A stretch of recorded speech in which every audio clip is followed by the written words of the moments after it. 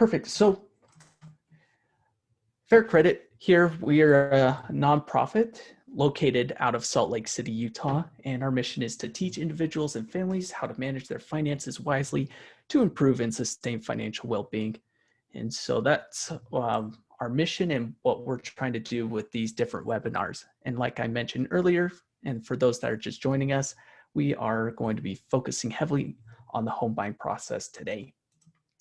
Just a few housekeeping rules. Please mute your mic if you're not speaking, just out of courtesy for our guest speakers and others that might be speaking.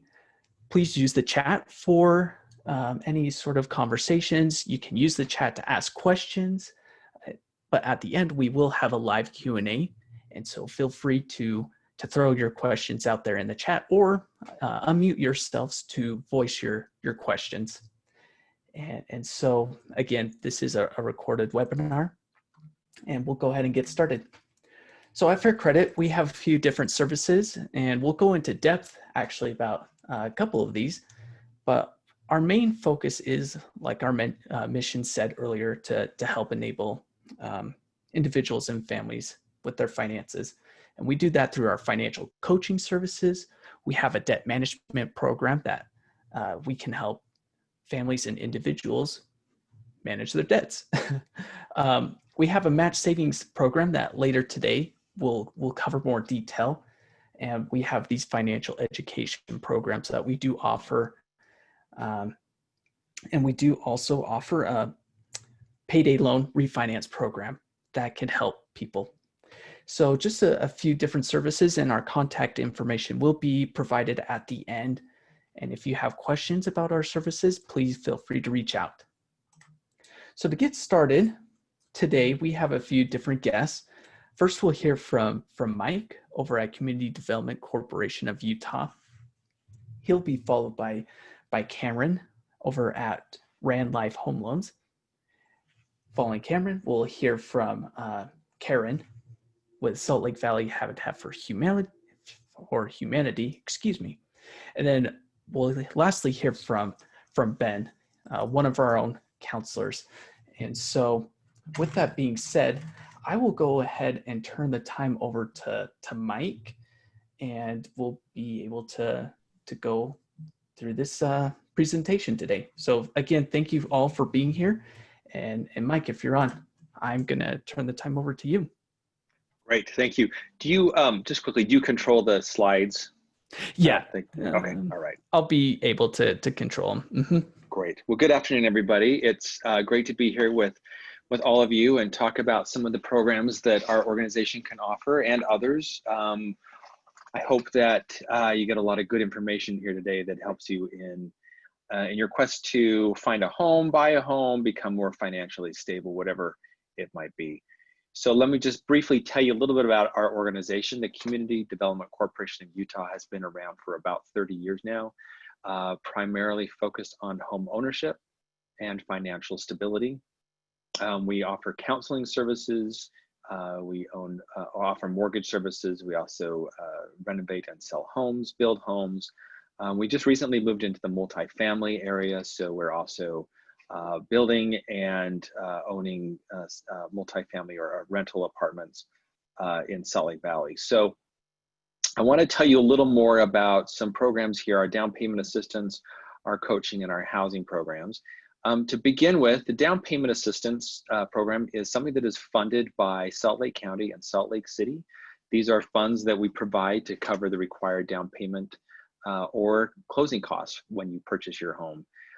We can do them as deferred loans with no payments and no interest that are forgivable after a period of time. And I think on my next slide I can show what that is, but just quickly, DPA is available in Salt Lake City, in Salt Lake County, and Taylorsville. Not in all areas of Salt Lake County, so like Sandy, some of these places don't have down payment assistance, but in unincorporated areas, some of that's available. In Salt Lake City, there's several programs that we have. There is our Salt Lake City Own in Salt Lake City, which is up to 80% of area median income, or we have some other programs if you're up to 100% of area median income. Community Heroes is if you are a public employee, so if you work for the city, you can access those funds. And then there are Salt Lake City and Taylorsville also have funds up to $10,000 for down payment assistance. Okay, next slide. You can see here, these are the locations. Salt Lake City, you can get up to $14,000. It's fully forgiven if you stay within your home for 5 years. If you sell or move before that, then you would need to repay the pro rata amount. So based on how many years you're in the home, we just discount that amount. The maximum purchase price, and I think these need to be updated. I think we just got new purchase prices, but in Salt Lake City, it's $332,500. In Taylorsville, $350,000, and in the county, $350,000. In Taylorsville, you can get up to $10,000, also fully forgiven after 5 years, and Salt Lake County up to $10,000, fully forgiven after 5 years. Okay, next slide. All right, here's all the fine print, and this can all be found on our website, so don't worry about jotting it all down. If there's some things that stand out to you, you can make note of those, but you can also find this on our website, and I'll have that address at the end of this presentation. But like I mentioned, we look at area median income. So that's based on federal income limits. You can see the eligibility guidelines on our website again. It'll tell you the size of your household and then what your maximum yearly income can be. But for many of our programs, we really go up to about 80% of that area median income. So you would just need to look at that chart, and then if you're a family of 4, look at that maximum yearly income, and then figure out the 80% of that. I think actually our website is at 80% already, so you can see where you fall in line. So in Salt Lake City, we have the Own in Salt Lake City, and then I mentioned the city launched a program for city employees, and there's also one for higher incomes up to 100% of area median income. So if you are above that 80%, we still have some funding available for higher incomes. You must live within the city to access those programs, or within Taylorsville, or in specific county areas. Have to own the property, you can't rent it, so you have to live there. And when you get the down payment assistance, you have to be under contract to purchase the property when you are submitting the application. I'll take you quickly through the process here in just a moment so you can see what that entails.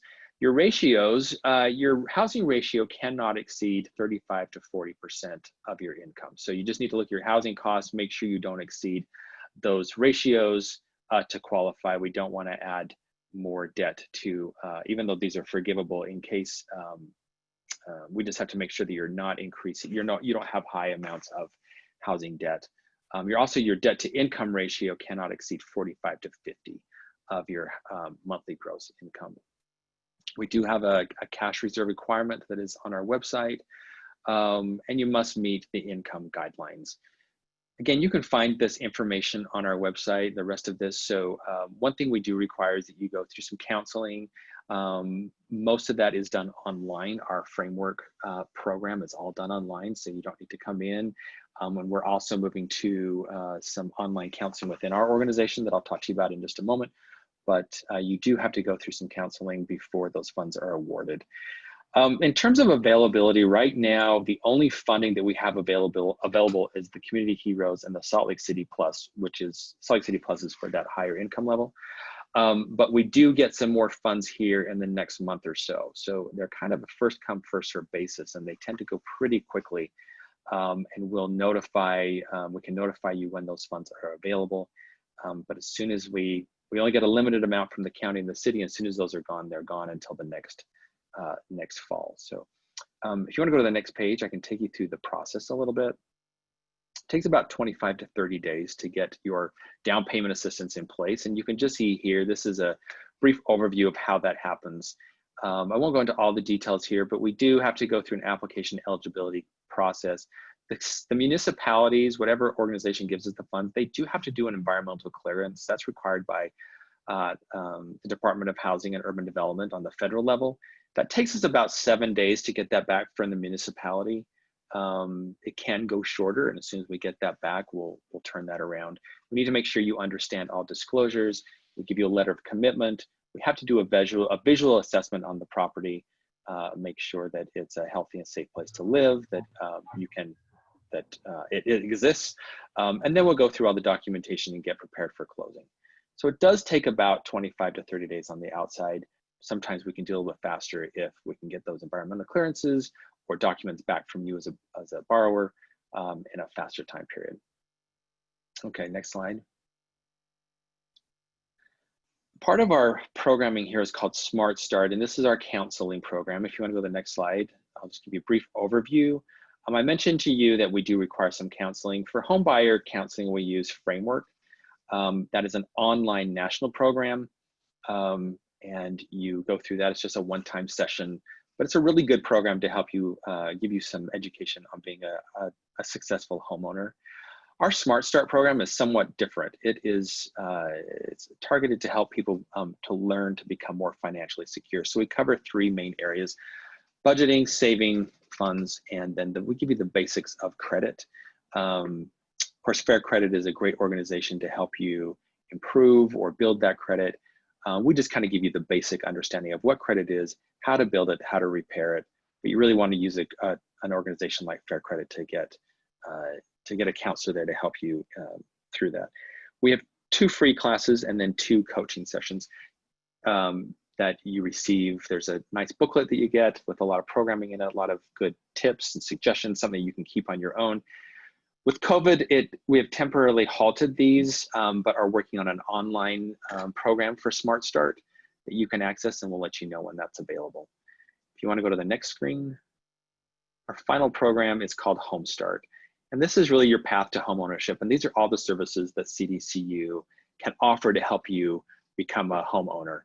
Like I mentioned, we have the Smart Start counseling, which help, if you're not ready to buy a home, but you want to get there, we can help you get on a budget, help you make sure that you understand how to improve your credit, connect you with those who can help you improve that credit. We want to help you save the funds that are needed for a down payment or other costs. So there's a lot of good home buyer education that is obtained through Home Start. As I mentioned, we can provide that down payment assistance if it's in an eligible area and you meet those requirements. We also do home renovations. We provide homes, townhomes, and apartments and realty services. We have an in-house brokerage, and we can also provide mortgages through our preferred lender. So really you have it all in one place. If you'd like to come here and meet with our counselor, what we ask you to do is to go to our website and go to the home services at the top of our page. Drop down on that, you'll see Home Start. If you fill out the Home Start eligibility form, then what we'll do is evaluate that. It takes us about 3 to 5 days to go through that evaluation. Talk to you about the best place for you to start, whether it's, hey, let's get you into Smart Start and get you saving some money or help you improve your credit. Or if it's, hey, you're ready to go, let's find some down payment assistance or a house or a mortgage, whatever it might be. This is one place where you can access all those services. And by filling out the Home Start eligibility form, it gives us a better understanding of your current situation and how we can help you. So here's our website. It's cdcutah.org and our phone number. We are not allowing the public into our building right now, given COVID. However, you can always call us, and we do a lot over the phone or in online sessions. So whatever works for you, we want to make sure we're in touch and we can help you with your needs. So that's a brief overview, a lot of information there. I really recommend that if you're interested in down payment assistance, again, go to the website, read through the requirements there. You'll see under the home buyer services drop down menu that there is a whole section on down payment assistance, and it'll explain in greater detail the programming, what you need to do, and how to get started. So I think that is it, and I'm happy to answer questions. I think, I'm not sure if we want to do those at the end, or if you want to do those now. Maybe hold off on your questions for right now, jot them down, and we will have the question and answer section at the end. So Mike, if you don't mind waiting to the end. That's great. We'll do it. Awesome. Thank you very much. Lots of helpful information there and great services that you guys provide. So thank you. Alrighty, we'll turn the time over to Cameron now at Ran Live. And so Cameron, if you're on, I'll turn the time over to you. Well, thank you very much. I appreciate being here. It's fun such a different environment to be able to do this on Zoom and yet still talk to so many people and get it out there. I do have, you can save your messages for the end, but if you are thinking of something off the top of your head and you don't want it to go by, you can open up the chat here. If you move your mouse, there's that little chat button at the bottom, and you can write the questions in the chat. So they're written down and we can start thinking about answers and getting them to you. So I'm starting off with a small introduction. As you can see on the screen, my name's Cameron. I've been with Rand Life Home Loans about 14 years. We do loans in Utah primarily, but we do about 14 other states. And we help about 300 to 350 families a month finance homes, buy homes, shift things around with their financing, anything home related. And we worked with grants and nonprofit organizations for a long time. Mike's organization with the CDC is fantastic. Any of our clients that have used it have been really, really happy with that program. And if you can qualify for it, by all means, you should apply and look into it. I'm going to start off with a little bit of home basics, kind of one-on-one, some of the questions. If you're a first-time home buyer and you want to get started, I'm a big believer in home ownership. I love what I do. I believe it helps the communities. I believe it's a huge stepping stone for building wealth. And a lot of people write down their whys. And we tell clients all the time, it's not a matter of if you're going to buy a home. It's a matter of when you're going to buy a home. And you need some good information to be able to take some stepping stones and move towards that goal, whether that be 6 months from now, 4 years from now, that's okay. We work with clients that are ready or not ready, and we just want to give you direction on how to get there. But let's start off with some of the basic questions. A lot of people ask, what is the minimum credit score that I need to purchase a home? That's a big hurdle for a lot of people. And I'm going to tell you, you have 3 credit scores, and you're going to use the middle one. It's not the highest. It's not the lowest. You can throw out the high, throw out the low. It's the middle credit score. If you only have 2 credit scores, you're going to use the lowest. If you have 1 credit score, they're going to use 1. And occasionally people have no credit. They've been working in cash for a very, very long time. They've taken out no loans. It is possible to get a loan these days with no credit score. Just in case you were curious. But currently, due to COVID, there's a little bit of uncertainty in the market. And so they've been raising that credit score right now. Right now, it's 620 is kind of the minimum out there in banking that a lot of people are willing to work with. So again, look at your middle credit score. And that's where we want to get to, is that 620. And there are programs available for that.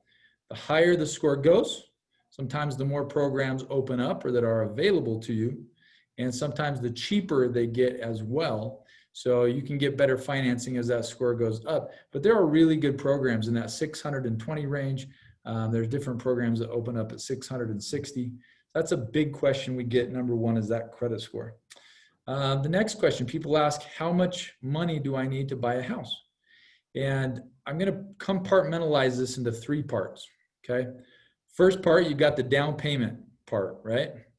So if you're an IDA saver, that's really helping you save up for those funds for that down payment. You can go with like Mike's program with the CDC. They help fantastically if you qualify for that. And a lot of people do. That's a way you could save up for the down payment. So IDA funds will help. CDC will help you. And you might just be plugging away and saving that up in the old bank account. So the down payment is one portion. And there are a lot of programs that you can do with no down payment. So there's either down payment assistance that will help you get there. And there are loan programs that you don't need a down payment. They will finance 100% of the loan. And in the state of Utah, there are programs starting at that 620 credit score. There's some requirements there, but you can get 100% financing. So if you're using, say, your IDA savings account, you can sometimes use those funds for closing costs, etc. And so anyways, back to my question. Step 1, you got the down payment, multiple ways to cross that bridge. Step 2, you've got closing costs. And a lot of the, Mike, you could step in and correct me if I'm wrong. Does the CDC allow for help in closing costs, or is it just down payment, or is it both?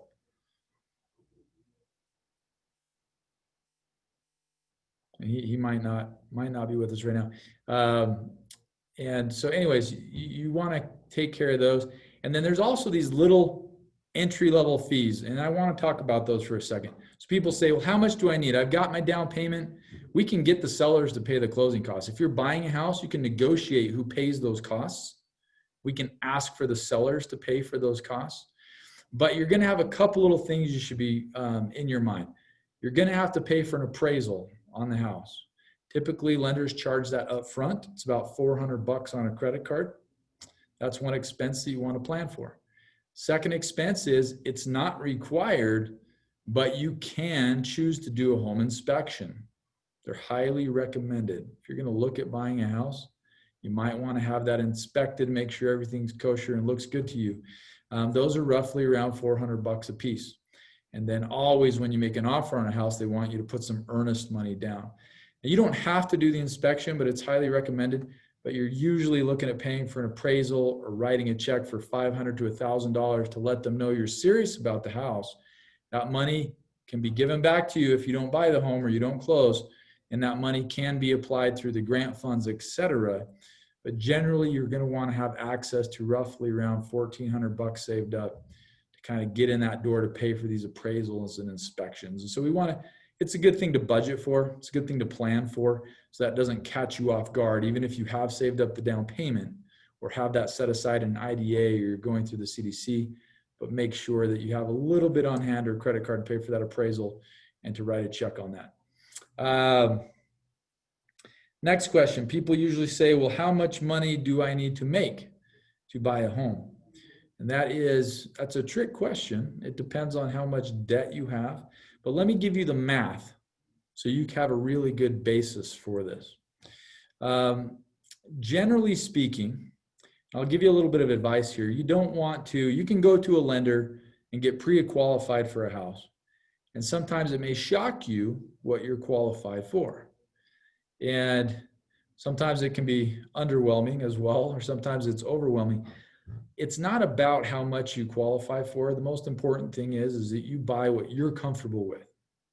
You budget and you go, okay, I'm paying this much in rent. Is that comfortable? Is that not comfortable? You want to decide, you and your family, what do you want to feel comfortable with? And how much house can I afford for that payment? And that's important. You can walk into any lender and they'll tell you, okay, you can qualify for this. But if that's not a comfortable payment for you, let's plan, let's budget. We want the long-term game. And so the first thing you want to decide is what is a payment you feel comfortable with? And then see with the lender how much house that can afford you. But to give you some basic math, homes generally, depending on your credit score, are your total debt. So your house payment, your car payment, your credit card payment, everything you got to pay that has a balance and a payment shouldn't be any more than, preferably around 41% of your total income. But lenders can go up to sometimes 50 and even 56% of your income. So let me kind of walk you through that. If your total family is making $3,000 a month, then your total expenses, house payment, credit cards, car, should be around, preferably around 41%, but they'll go up to about 56% of that. So your total payments would be around maybe $1,600 a month added up. So you're going to want to fit that in there. So some people walk through, well, who can be on the loan? Can I have a cosigner? Can my parents sign? What about my 18-year-old kid? So you have to be 18 to sign on a loan. But if you do have, a son or daughter that's 18 years old, that's even making minimum wage, that can greatly increase your pre-approval. So some math people like is for, if you're pre-qualified for a $200,000 house, every $10,000 you finance is roughly $50. Okay. So if you're qualified for $200,000 and you want to go up to $210,000, that $10,000 is going to cost you about another $50. So if your kid's making minimum wage at, $7 an hour, and that equates to 15 grand a year, you're looking at roughly $1,250 a month. You can add an income to your qualification. And if they're going to be part of your household and contributing, that's an option. Sometimes people ask, well, my credit's not good, but I have the income. Can I get a cosigner on there? And cosigners can always add, if you have a parent or a child that's applying or a very close family friend, depending on the loan program, cosigner will always help add income Doesn't fix credit problems because they're always going to use the credit score of the lowest person on the loan. But you can fix income by getting more household income. But of course, you're the one that's got to make the payment, make sure you're comfortable with it, make sure you're budgeted. So I'm sure you may have questions about that. Go ahead and throw them in the chat, write them down. Happy to address those. If you do have incomes, lenders aren't legally allowed to ask if you receive child support or alimony. They legally can ask if you have to pay it for your debt obligation, but incomes that are not taxable, make sure your lender knows about that. If you're receiving child support, if you're receiving alimony, if you're receiving Social Security Administration, if that income is not taxable, a lender can gross it up by 25%. So, because everybody else gets to qualify with this income that's going to get taxed. So if you have income that's not taxed, you actually can inflate that for qualification because it levels the playing field. And that's very helpful for some people to know because people sometimes don't volunteer that information, and it can really change things on your pre-qualification. Hidden expenses, a lot of people will get online. You can Google a quick mortgage calculator and say, hey, how much is my payment at $250,000? And what the mortgage calculators don't tell you is that mortgage payments are composed of about 3 or 4 different things. You have how much money you're borrowing and you get an interest rate. Right now, interest rates are fantastic. It's going to save you about $200 to $250 a month off of what the house payment would be. So it's a great time to buy because of the mortgage interest rates. But you've got how much money you're borrowing with your interest rate. That's going to be your standard mortgage payment. Then you've got your property taxes. Whatever those are a year, you divide that by 12 months, that's going to be part of your payment. So just as an example, if property taxes are $2,400 a year, divide that by 12, that's about $200 a month for taxes. Homeowners insurance is going to be around $30 a month. And then depending on the program, you might have somewhere between $100 a month for mortgage insurance. And so get on the online calculators. You can Google anything. You can go to RandLife's website, randlife.com. We've got lots of tools and applications for that. Happy to walk you through it, but it'll give you a good idea of where a payment's going to be. So you can kind of look at your budget and see if that's somewhere where you'd like to be or if something that's you feel comfortable with. But just understand that taxes and insurance will get added to that, and monthly mortgage insurance. So sometimes first-time home buyers come in and say, you know, we were expecting a payment of X. And by the time you add the taxes and the insurance and the mortgage insurance, it's a little bit higher than that. So we're going to want to account for that at the beginning, add that into your plan as you start going out there and looking for a home. So I'll kind of end on this note. There's a lot of positives to home ownership, the equity, having your own place. You lock in your rent payment for life. You know, instead of rent, what's rent going to do? It's always going to go up, you know, and buckling that down and jumping in head first to get that home ownership, you can lock in that payment. Once you have that fixed interest rate, that mortgage payment is not going to move. Taxes and insurance can go up a little bit. You're kind of locking in this payment for, I don't want to say life, for the term of the loan. And then of course, one day that's paid off, and there's some huge benefits in that. So we don't care if you're just starting out, if you're ready now, if you're maybe 6 years from now, it really doesn't matter. It's good to just speak with a lender and see where you're at, get some direction on where you can go. That's free. We always suggest getting pre-qualified first. And again, it's not a matter of if you're buying a house, it's just a matter of when you're buying a house. So feel free to write down your questions. I'm happy to answer any of them for you at the end of this meeting. Great. Thank you, Cameron. Lots of helpful information. Cameron's contact information is right there. And like you said, write down your questions in the chat. We'll address them at the end. Lots of information, and it'll continue with Karen over at Salt Lake Valley Habitat for Humanity. And so looking forward to hearing what is said with this, and turn the time over to you, Karen. Hi, my name is Corinne. And, I do apologize. I'm so sorry. It happens all the time. No worries. My name is Corinne with Habitat for Humanity, and I'm the Director of Operations here. Salt Lake Valley Habitat for Humanity is part of a big organization that is international. And so The way that we are set up is while we service Salt Lake Valley, primarily our organization, Salt Lake Valley Habitat for Humanity services Salt Lake County, we do have 9 other Habitat for Humanities here in the state of Utah, each having their own geographical area that they serve. So if you live outside of Salt Lake County, you would want to go ahead and look up what local habitat is there that you could work with. We are an international organization, so not only are we statewide, we're nationwide, and then we are also international, believing that homeownership is certainly important internationally for families. We do, if you want to go ahead and change that slide, our core focus is to assist families to have a stable, safe place to live. That is ultimately our objective. And we have 3 pillars of service to the community that we try to do that within. So since 1986 is when Habitat for Humanity came into the Salt Lake Valley. We have built 99 homes. We are currently working on our 100th home right now in Salt Lake County. We've provided homes for 391 people, including 236 children. And so that we've given them all a place to call home. In 2009, we had chosen to open a thrift store called the Restore. It's a 3,000 square foot thrift store. It repurposes building materials and recycles home improvement items.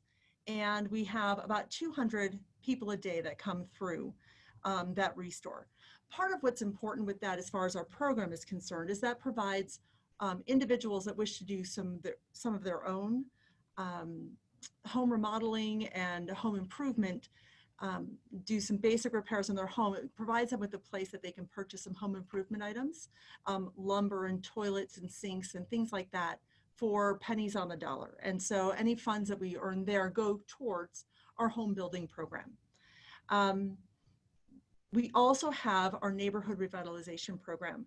That program does critical home repairs for families that are currently homeowners. But what that does is when they have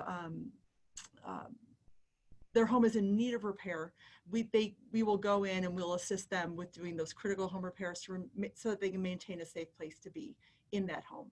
But today we're going to focus on our home building program.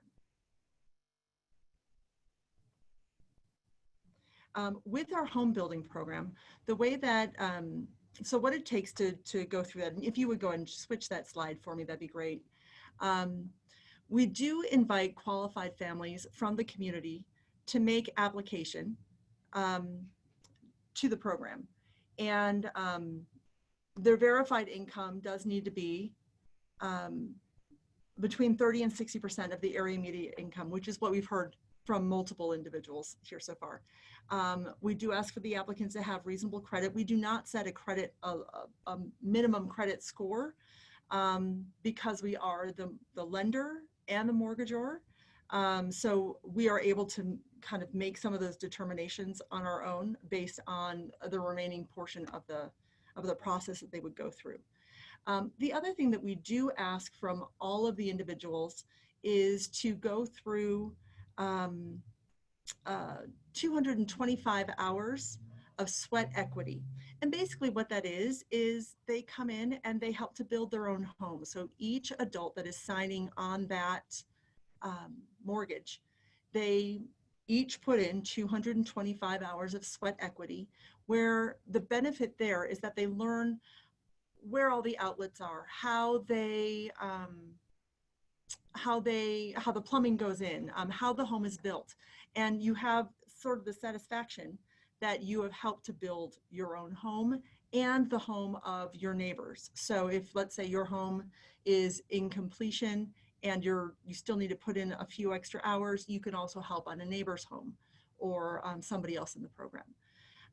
25 of those hours are education courses. Those education courses do, much like with Mike, we do talk about budgeting and saving and go over credit a little bit. But really just how do you manage your household funds once you are a homeowner, and to help you continue to achieve that financial freedom that you're seeking. And then part of the other piece is that you must comply with what we call a good neighbor agreement. Oftentimes our homes are built in neighborhoods with other homeowners within our program. And so what we try to do is try to establish a good homeowner, good neighbor agreement so that everyone kind of gets along together, and it becomes an opportunity. They've been building alongside one another. They have an opportunity to get to know each other, and then they sign an agreement that they're going to maintain some harmony in that neighborhood as well. If you want to go ahead and switch. The way that our families are chosen is we do have a family selection committee. That family selection committee is a number of individuals from the community that are part of an ongoing committee. They meet monthly. And so what we do is we go through that application process. Right now, we are not, because of COVID, we are not accepting any applications right now. But when we do, we distribute our applications at a public meeting. And that gives all of our applicants an opportunity to come in. We'll rent out a large auditorium. We'll have a big presentation. They have an opportunity to ask questions. We have translators that are available if they need them. And we're able to answer those questions. And they have a good idea of what that program looks like before filling out an application. It is at the public meetings that we do distribute the applications. But because it does require a large group, currently we are not accepting those applications. But when we do, because we hope that will happen soon, it'll be the family selection committee that will go through that process. And part of that process is they will go through home interviews. They fill out a thorough application that includes everything that you would generally see in a loan application, much like what was discussed earlier that Cameron talked about. And yeah, and so then once we kind of whittle that down, we then go into the home interviews. We'll go and visit you within your home, have an opportunity for you to meet us and ask questions one-on-one. And then also we sit down with you, we break bread oftentimes, and just get to know one another, because truly what happens is once you become part of the program, you become part of our community and part of our family here at Habitat. And we're kind of proud of the relationship building that we do with our families.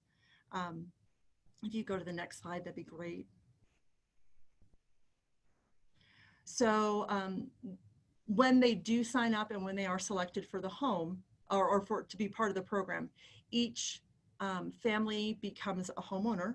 We do offer a 30-year mortgage that is interest-free. So there is 0% interest on that mortgage. And that is a huge benefit, because then you're just paying directly onto the principal. Next slide. So why are Habitat for Humanity homes community assets?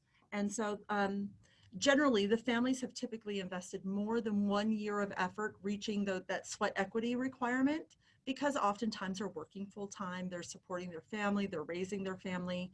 And so it's taken about a year of time to meet that sweat equity requirement, and they're invested in their home. The Habitat families tend to put down some long-term roots. We find that oftentimes our families, once they are in the home, they stay in the home. The homes cannot be rented, so our families stay there for a long period of time. The repayment of the mortgage is reinvested back into our affiliate and into the community for future affordable homes. So any payment that you make on your home will then go to benefit the next family and for the next home to be built. Parents and children gain a sense of community. Parents and children have a high propensity for participating in higher education. We do find that the children of our homeowners will often go on to higher education, whether that be a trade school or that is college or some other form of higher education, other certificates. But we do find that there's more children that go on to higher education. And then the Habitat for Humanity families value their home and seek to be neighbors, and that's very true. And then I just kind of threw in at the end some images for y'all. These are some of the homes that we have built. So you have kind of an image of what our Habitat for Humanity homes look like. These are all current homeowners. Some are 2-story depending on the size of the family, so that we can build to accommodate the size of the family. We have quite a few larger families that are moving into our homes recently.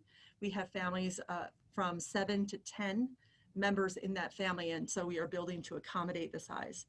And then we have some smaller ones, as you can see in the top left corner. If you go on to the, oh, you're there. And so then these are also some of the homes. Our homes are built by the community for the community. So we have volunteers that will help to build our homes. And so you see our volunteers there. And then down in the bottom left corner, or the bottom right corner, is a large community on the cul-de-sac. We have 17 homes there that we built within that community. And then the street right behind it has 5 homes. That's our Woolston Homes community. And then finally, I just kind of threw in a picture there at the end, just kind of some of the rehab that we've done on homes. And so we have our home ownership, but then we also have homes that we have repaired. And these are what some of those repairs look like. The top left home it was affected by a fire, and then you can see directly next to it the repairs that we had done on that home. So just a little picture about who we are, what we do. I am welcome to receive any questions at the end, and I'm excited that you guys are all here. Thank you. Thank you, Corinne. Really appreciate it. And sorry, folks, that my internet went out. I think it was the start of the Jazz game or something, and everyone just jumped on ready to cheer on the Jazz, or I don't know, but thank you for your patience. And Corinne, thank you for the wonderful work that you're doing. And folks, if you do have questions, please feel free to put them in the chat. And again, we'll ask those questions at the end. Alrighty, we're going to turn the time over to Ben, one of our counselors here at Fair Credit. He has some information about one of our programs, about our IDA program, and how that can be a resource for you. And so, Ben, I'll turn the time over to you. Thank you, Talon. And we'll see if I can have video work well for you all. But yeah, so I'm here to talk about the IDA program. I also was asked to just recap on a few things that, some of which we weren't sure if they'd be covered, and some of which I knew they would be. But, just a reminder to you guys, as you're getting prepared to buy a home, it's important to buy a home buyer education class. We at Fair Credit don't provide those, but we can direct you to where you can find them. Plus, Mike talked about how they provide them as well. And just those home buyer education, that process, it's important to be informed so you can be ready. And as, each of them talked about the importance of making sure you have that budget. So again, repetition is good. So that's part of why I'm covering this. It's important to have that home buyer budget, that you know what you can afford once that time comes. Because the last thing you want is, to get to the point where you own a home, maybe you have figured out how much you can afford, in your budget with the payment, but then you forgot to account for the fact that oftentimes utilities go up in expense. And if you're going from renting to owning a home, you're going from the landlord paying for repairs to you paying for repairs. And so you've got to be prepared for that and have a budget that's ready to go and not going to make you feel like you're just house poor and unable to, do anything other than pay for your house. You want it to be an enjoyment, something you can really, really appreciate. Yeah. And as Ellen just mentioned in the chat, being prepared for the taxes as well, which, as Cameron mentioned, whoever you're getting the loan through should be also helping you with figuring that out. And also, as mentioned, this is something I'll go over a little bit more right now, but it's important as you prepare to improve your credit, decrease your debt load.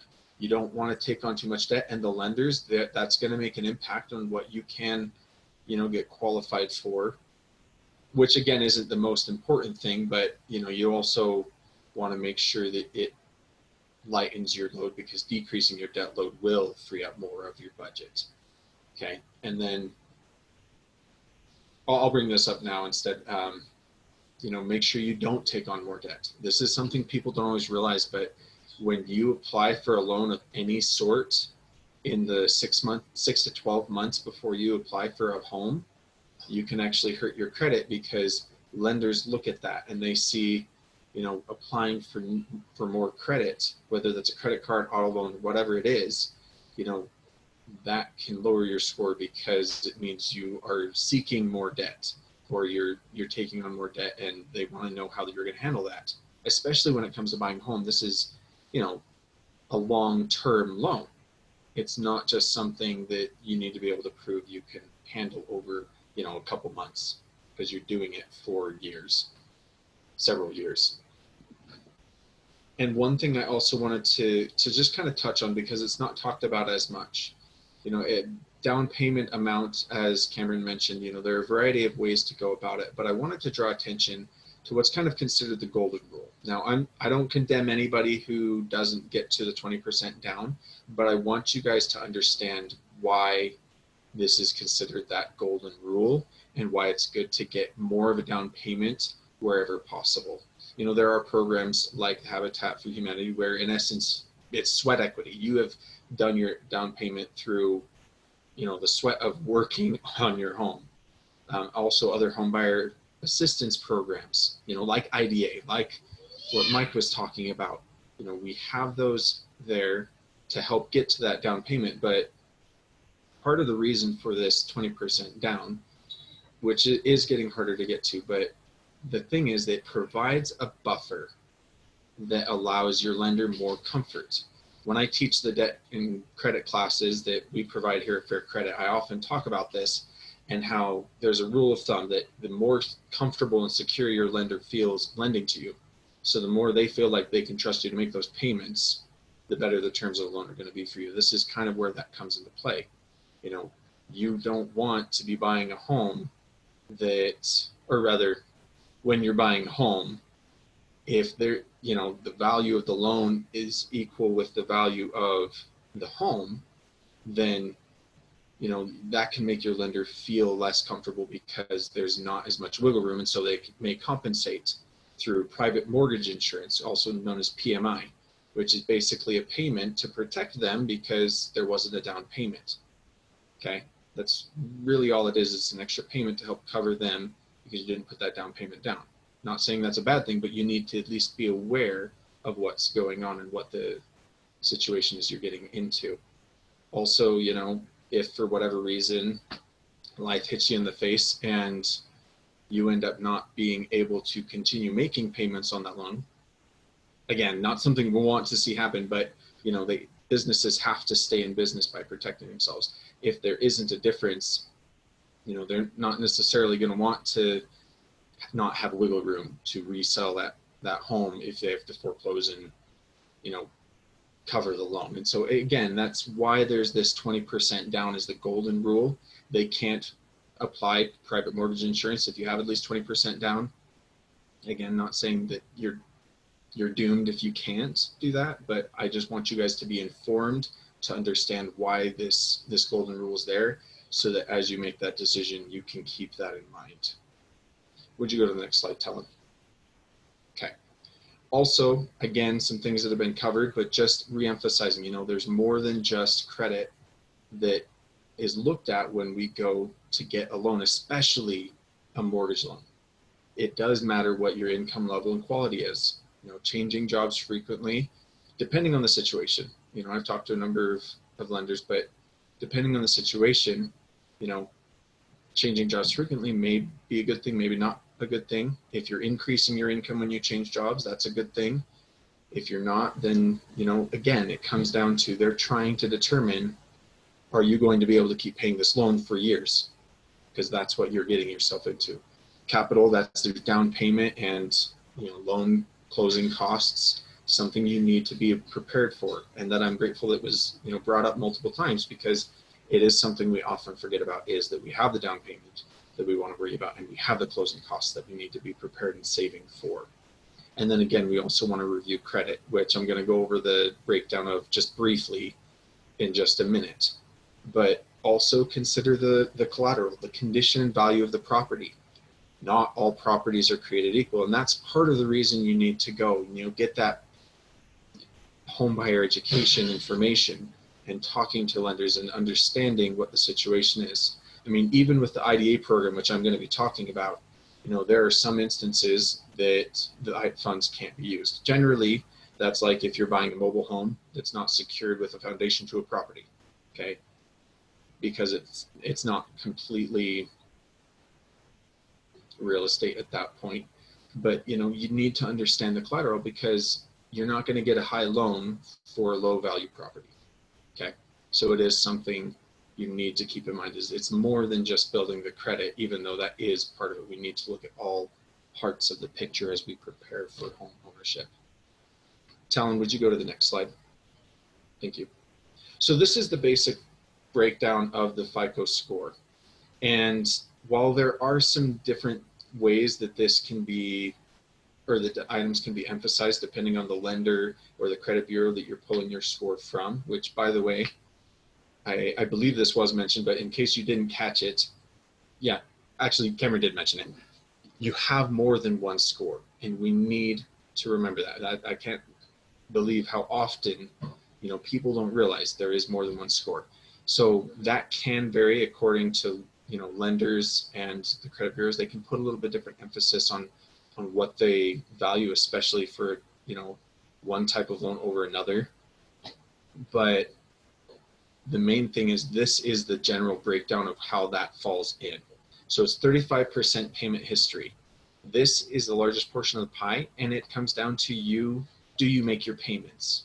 This is why one of the best ways to improve your score and to maintain your score is just making sure you at minimum make your minimum payments on time every month, okay? Because not doing so, it's impacting the largest portion of the pie that impacts your credit score. So we want to be careful of that. This is also has to do with, do you have accounts that are in collections? Do you have accounts that are delinquent that you haven't been paying on, or that had late payments made? And so it does look at this. It focuses more on the last 2 years, because that's more indicative of where you're at now. But it is important to understand that it does, this payment history is kept for 7 years. Not to say you're doomed if, you haven't been great, but this is part of why it's important to make sure you're making those payments. And again, this is something we do. We sit down with people on a regular basis to talk about credit, to review their credit reports, and to help them figure out a specific plan that they can implement to start improving their credit, okay? What they need to specifically do to best build their credit, especially in preparation for buying a home. This is something, as the IDA specialist, I work with people on as they get prepared to buy their homes. I'll sit down, we'll talk about their credit. We'll talk about what they need to do to start improving their credit so that they can, get it pre-approved for that loan, as well as getting a better chance at better terms because of a higher score, okay? Next is 30%, and that's, sorry, Talon, go back. So next is 30%, that's amounts owed. So this is how much debt you have, and we have referenced this a few times, so I'm not going to talk too much, but the idea is you need to make sure you don't have a large debt load. Sometimes people don't realize that their other debt really can have an impact on their ability to get a loan. And the general rule of thumb with revolving lines of credit, such as a credit card, is keep your balance below 30% of the credit limit. So if you have a $1,000 credit limit, just for the ease of the math, 300 is the max balance you should have before you start paying that down, because you want to keep below that 30% utilization. And the lower you keep it, the better, because it will help improve your score more, again, because this is about how much debt you have, especially compared to how much you have access to. If you have a lot of debt load, especially, with not a whole lot more credit above what your debt load is, then creditors may interpret that as you not being able to manage your debt load as well. Whether or not that's true, that's a lot of times how they're going to see it. And so that can hurt your chances of getting a better, or being approved, or getting a better terms on your loan. And then again, length of credit history, how long have you had accounts open? For new credit, that's 10%. How often are you opening new lines of credit or applying for new lines of credit? This is where, we say don't apply for a new loan in those 12 months before you buy a home or apply to get a loan for a home is because even just applying, for a new line of credit, it can impact that new credit percent of the pie that can help hurt or build your score if you haven't been, building if you haven't. But keep that in mind as you're going through and looking at your credit. And then types of credit, different types of credit can help build your score. The thing here is to just make sure you're not opening loans just to build credit, because you don't want to get to a point where you have more loans than you can manage. And there is such a thing as going to a lender and having them have, the warning of too many lines of credit or too many open accounts. So you want to avoid that as well. Okay, so you don't want too many types of credit or too many open accounts, even though, having a credit card in one other type can boost your score, to some degree, depending on where you're at. So, come in, let us know if you're looking to buy a home. We can sit down, create a plan. Our credit counseling is free. So feel free to do that, especially if you're preparing for a home. This is important to do, and not just in the month before. This is like in the year before. You especially want to be doing this. The sooner the better. If you're years out, the sooner the better. Okay, because the more time you have, the more time you have to change what's going into, this basically this giant math problem that is your credit score. So you want more time to impact that. So reach out sooner rather than later. Now the next slide, Talon. And one thing that we just wanted to make sure to draw your attention to before talking about the IDA program was just to make sure that you guys are aware that there are different types of loans. This has been mentioned a little bit throughout today, but I want to drive home this point because sometimes people don't realize there are different types of mortgages. There's fixed rate, 2 common lengths of time are 15 and 30 year for a fixed rate mortgage. 30 year is lower monthly payments, but usually 15 year has lower interest rate, compensated also with that higher payment, so you can pay it off, in 15 years versus 30. Know what you're getting into, know what you're looking at, be aware that there are more than just one type. Adjustable rate mortgage may seem lower with the interest rate at first, but then it adjusts after this is an example of 5-year ARM. There are other time frames, but the idea is it changes after that initial time, and then usually a certain period, in this case with the example, every year, they'll reassess what that interest rate is, which means that your payments can change, periodically throughout the mortgage. And, you just want to be aware of that, especially because you are planning, how am I going to pay for this loan for X number of years? And this plays into something that I've seen people do where, they may plan on both people in the household working to afford a mortgage, but then they also plan in like 3 years to have the wife have a kid and one of them become a stay-at-home parent. And you have to keep in mind that if you're planning on not having one of those sources of income in, a couple of years, this is a 15 to 30 year loan. You don't want to just plan on double the income that's when it's only going to be there for a couple of years. Okay. And then also be aware that there are other types of loans that, can be helpful depending on your background. There's the USDA loans, or if you're a veteran, the VA mortgage loans that you can look into. But just do your homework and be aware of what your options are and what the pros and cons of each are as you go through, as you look at and prepare to buy a home. Okay. Next slide, Talon. So now we're going to get to the fun. Well, okay, all of it's fun, but specifically the IDA accounts. So IDA, individual development accounts. This is actually part of a national program, but it's always managed on a local level by a local organization like Fair Credit Foundation. And so, our program is only for those in Utah. But be aware that this is something that is nationwide, and there are programs all throughout the United States. So, even if you end up, you're looking to buy a home, but you're going to be moving out of state after you graduate, reach out. I can at least give you a link and direct you to where you can find, a program in the new state you're moving to. I've done that, for people who have asked about the IDA program but aren't in state. But ours is specifically for Utah. But the purpose of the IDA program is to help people towards, first-time home or a small business or education.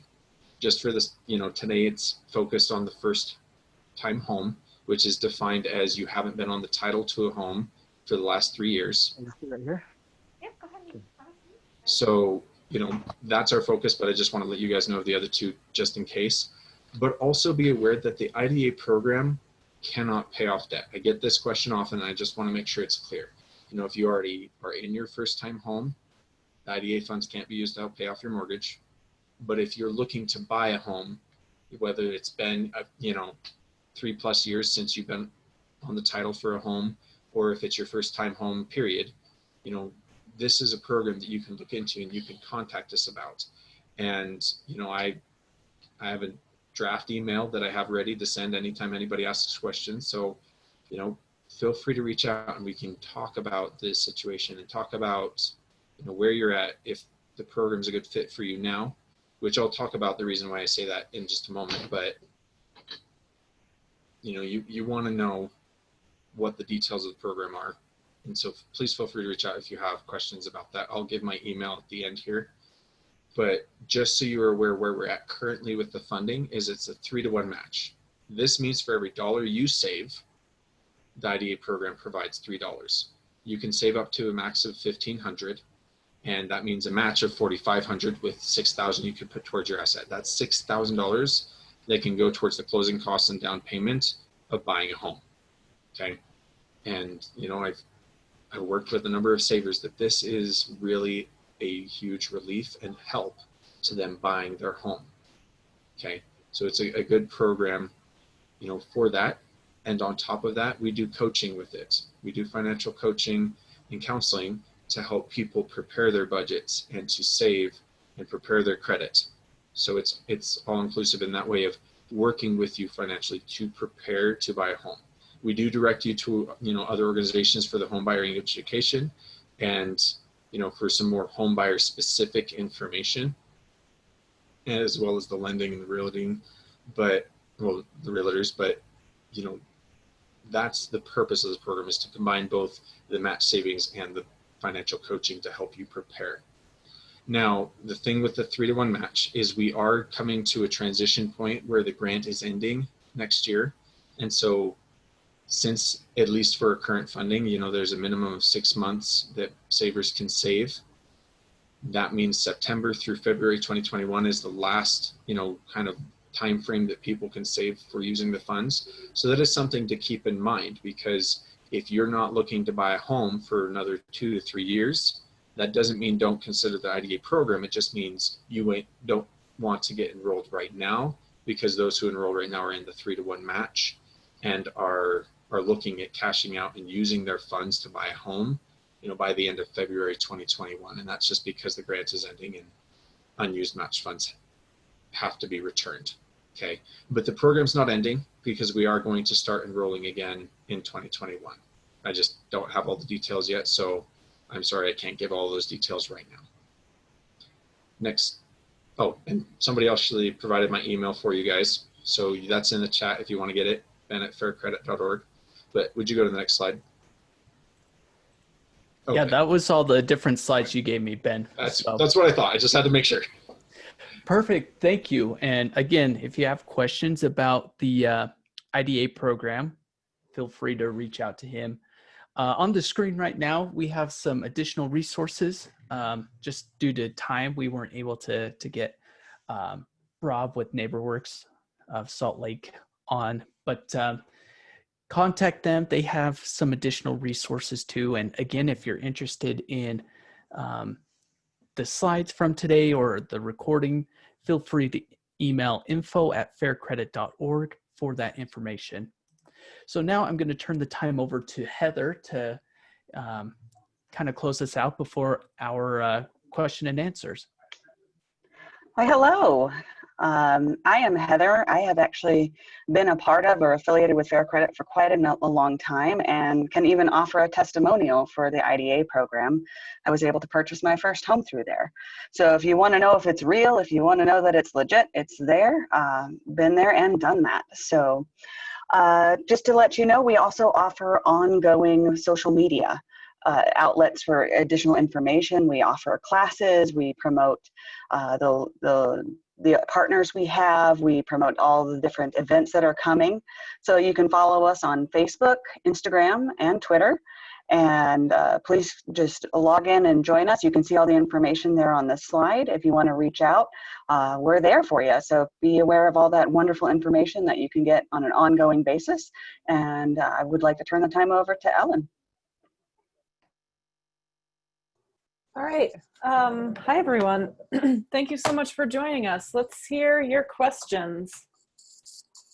If you want to throw them in the chat or unmute yourself and just dig in. We've got a lot of experts here willing to let you pick their brains. So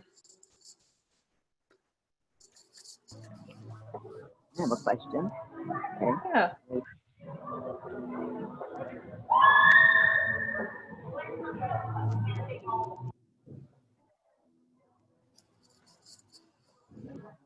I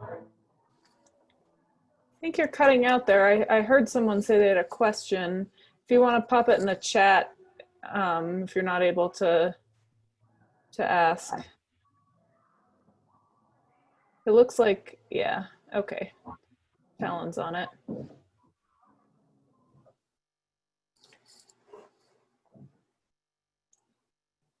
Is that you, Rosaline, with a question? I see we have a hand raised.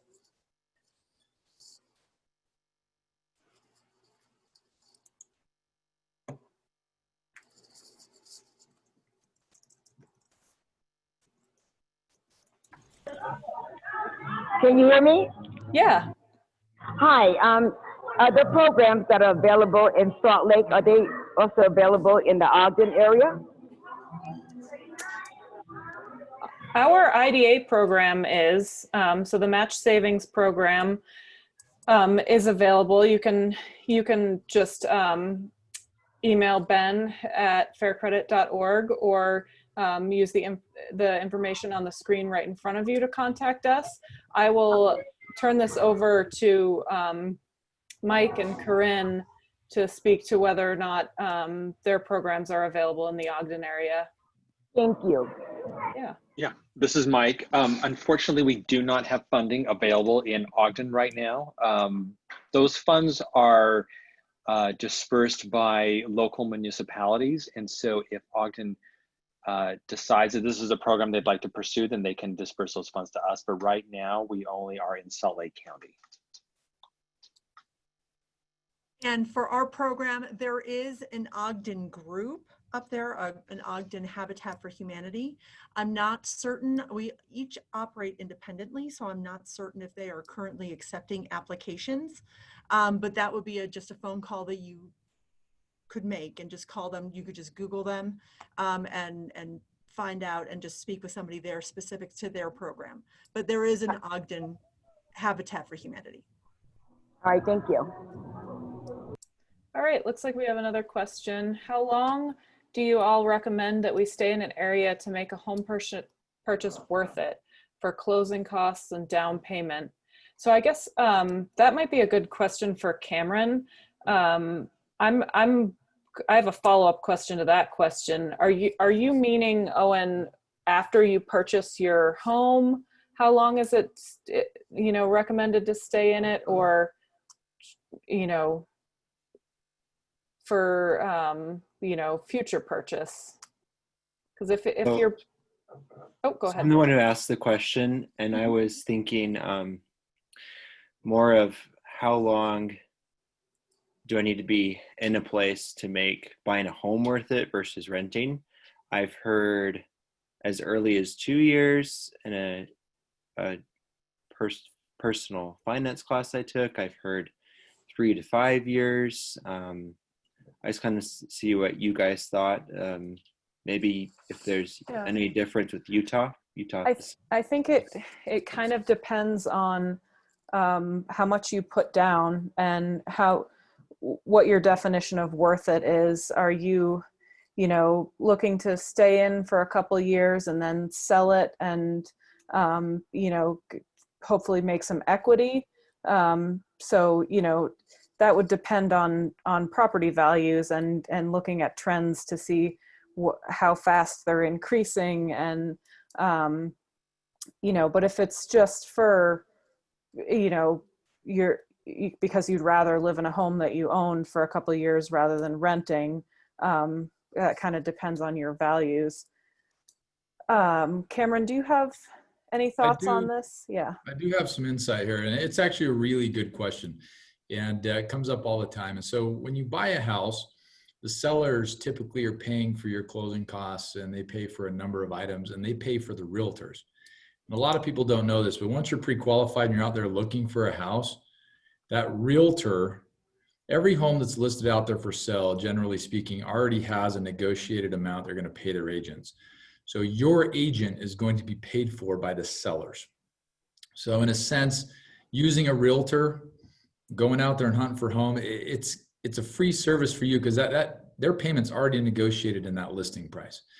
And so some people go, I'm not going to use a realtor, I'm going to save some money. And they walk into that house without representation to really negotiate that contract. And what happens is the listing agent is just going to make the full amount rather than splitting it with your agent. So it's a really good idea to have representation, and it's typically free. But back to your question, when you're selling a house and you're the seller, you're going to pay for those agent commissions. Typical agent commissions, they can be negotiated, but they're about 6%. And then you have to pay an owner's title policy, which is about $1,200. And so you can be looking at around losing about 6.5% to 7% when you sell a house. Now, right now, Utah is appreciating at an accelerated rate. So we're usually looking at equity gains of about that per year. It's not always, it depends on the market. Some years equity goes up a lot. I mean, it's possible that the value goes down. But overall, when you look at the curvature, if you're there for any amount of time, it's generally in an upward trajectory based on inflation and other things. Salt Lake right now is getting really hot. Lots of people are moving here. So even though there's COVID and these other things, prices have continually increased because there's so many people coming to this valley for jobs and different things of those natures. But this is a really long-winded answer to your question. But if you're going to sell within 12 months and you're going to pay out 6% in realtor fees, then you're going to hope that you appreciate it at least that much.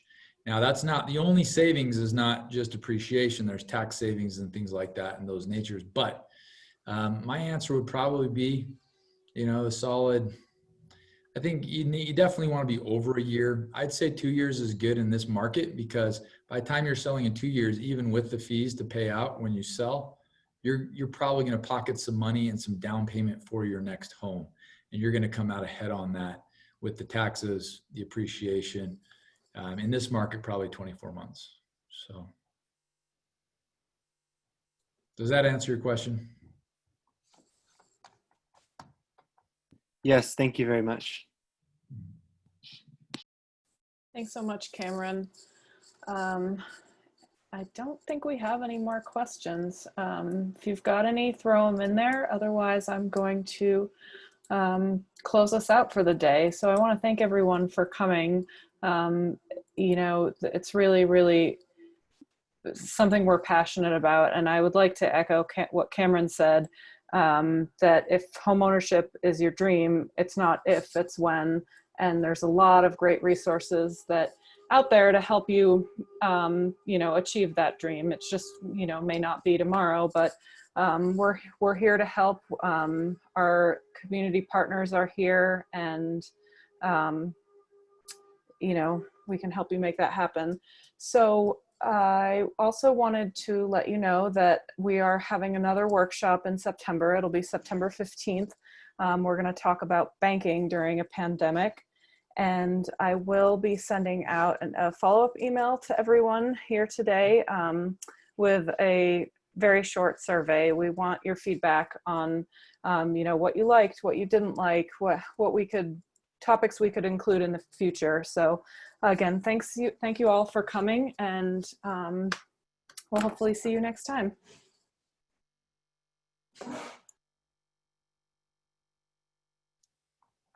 Thank you very much.